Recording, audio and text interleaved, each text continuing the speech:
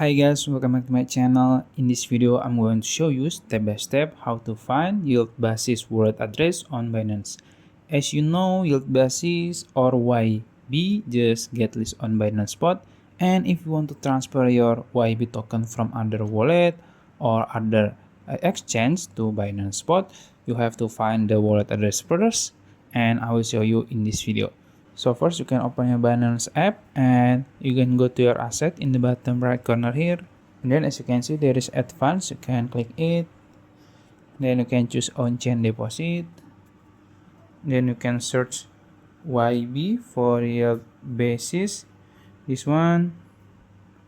And you can choose the network. I will choose BSC because it's cheaper.